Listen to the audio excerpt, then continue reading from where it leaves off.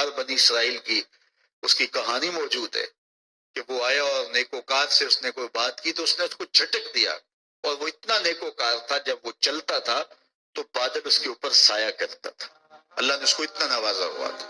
لیکن گناہگار کو دیکھ کر کے اس کے اندر نفرت کے جذبات پیدا ہوئے، اس نے کہا میرے سے بات نہ کر، پیچھے ہٹ جا۔ اللہ اکبر۔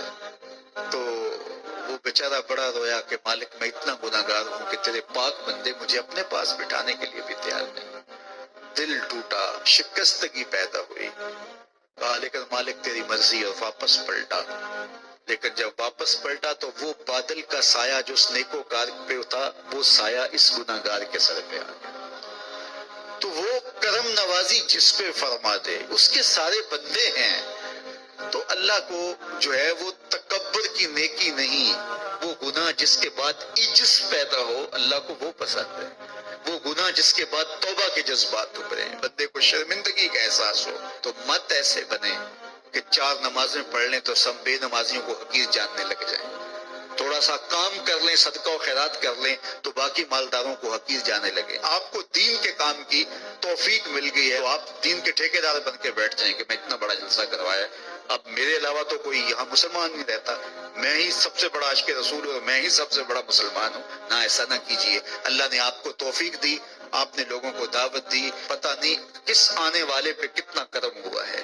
یہ تو ان کی رحمتیں ہیں، وہ جس پہ چاہے جیسے چاہیں برس جائیں۔ ہم کو ٹھیکیدار تھوڑے ہیں، ہم تو نوکری کرنے والے ہیں، ہم تو جوتے اٹھانے والے ہیں۔ ہو سکتا ہے کس کے صدقے، میرے والد گرامی مجھے یاد آتے ہیں، وہ مجھے فرمایا کرتے تھے جب گفتگو کے لیے نکلنے لگے اور لوگوں کا ہجوم ہونے لگا تو وہ مربی تھے بڑے، اور بڑی حکمت کے ساتھ جو ہے وہ کوئی نہ کوئی بات سمجھاتے رہتے تھے۔ تو ایک دن فرمانے لگے کہ ایک خطیب تھا، بظاہر اچھا خطاب کرتا لیکن اندر سے وہ اتنا اچھا نہیں تھا، تو جب وہ فوت ہو گیا تو وہ بخشا گیا تو اس نے اللہ سے کہا کہ میرے مالک میرا تو کوئی عمل ہی نہیں ہے کہ میری بخشش ہوگی اور میری مغفرت ہو گئی۔ تو فرمایا کہ ہاں ہم تجھے جانتے ہیں، لیکن ایک دن تو کہیں واز کر رہا تھا، میرا ایک بندہ بیٹھا تھا، اس کو پسند آ گیا، میں نے اس کے صدقے تیری مغفرت فرمائی۔ اٹھ فریدا ستیا تے میلا ویکھن جا، اٹھ فریدا ستیا تے میلا ویکھن جا، وت کوئی بخشیا مل جاوے تے تو ہی بخشیا جا۔ تو پتہ نہیں کس کے صدقے سے اللہ رحمتوں کا نزول فرماتا ہے، بھی عمل کو دیکھ کر کے اس سے نفرت نہیں ہے، نفرت تو گناہ سے ہے، گناہگار سے نہیں ہے، لیکن کوشش کی جائے کہ یہ عمل بد چھوڑ دے۔ اللہ اکبر۔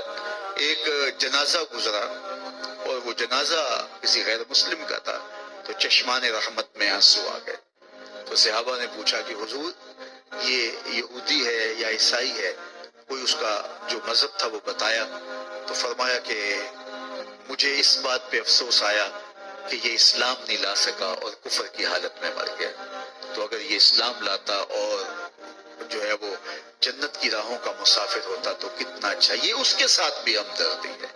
تو اللہ کی مخلوق، یہ جنت کے اکیلے ٹھیکیدار بننے کی کوشش نہ کریں کہ میرے علاوہ کوئی جائے نہ، جنت کے دروازے پہ میں بیٹھ جاؤں گا کسی کو، یہ زیادتی ہے۔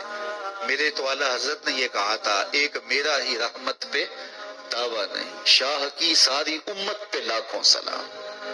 تو اس لیے امت سازی کی ایک تو کوشش کریے، اپنے اندر باہمی چھوٹے چھوٹے نزاع اختلاف، یہ انسانی فطرت ہے، انسان کے اندر طبائع کے اندر اختلاف ہے، ترجیحات کے اندر جو ہے وہ اختلاف ہے، اپنے اپنے مزاج کے اندر تفاوت ہوتا ہے۔ تو ایسا نہ ہو کہ چھوٹی چھوٹی باتوں سے آپ جو ہے وہ امت کو پھاڑ چیر کے رکھ دیں، نہیں، بلکہ امت کا جو تصور ہے اس کو قائم رہنا چاہیے۔ تو گناہ کے بعد جب انسان کے اندر ندامت کا اظہار ہوتا ہے، وہ جو آنسو ٹپکتے ہیں، بندہ اپنے آپ کو چھوٹا سمجھتا ہے، میں اتنا گناہگار، میں پاپی، میں مجرم، میں میلا اتھرو، جب وہ اپنے آپ کو دیکھتا ہے کہ میں اتنا برا شخص ہوں تو پھر اللہ کی رحمتیں اس کے اوپر متوجہ ہوتی ہیں۔ تو اس کو پسند ہے کہ جب بندے اس کے حضور عاجزی کرتے ہیں، اس کے حضور معافی مانگتے ہیں، تو مت کسی کو حقیر جاننا کہ یہ گناہگار ہے، نہ جانے اس کا انجام کیا ہو۔ کتنے گناہگار ان کا آخر اچھا ہو جاتا ہے، کتنے نیکوکار ان کا آخر اچھا نہیں ہوتا۔ انما الاعمال بالخواتیم، وہ تھی تو فاحشہ عورت لیکن ایک کام کیا، کہ ایک کتے کو پانی پلا دیا، اپنے دوپٹے سے جوتا باندھ کر کنویں میں لٹکایا اور اس کو پانی پلا دیا۔ حدیث پاک میں آتا ہے اللہ اس کے صدقے سے اس کی خطائیں معاف فرما دی۔ اور ایک نے بلی کو مار دیا خاتون کو، وہ جہنم کی آگ میں جلنے لگی۔ اس لیے کون کس کا انجام کیا ہوتا ہے؟ ہمارے بزرگ فرماتے ہیں کہ بچے سے پیار کرو کہ اس کے گناہ کم ہیں، اور بڑے سے پیار کرو اس کی نیکیاں زیادہ ہیں، اس کی نیکیاں زیادہ ہیں۔ چھوٹے سے اس لیے پیار کہ اس کے گناہ کم ہوں گے، اور بڑے سے اس لیے پیار کہ اس کی نیکیاں زیادہ ہوں گی۔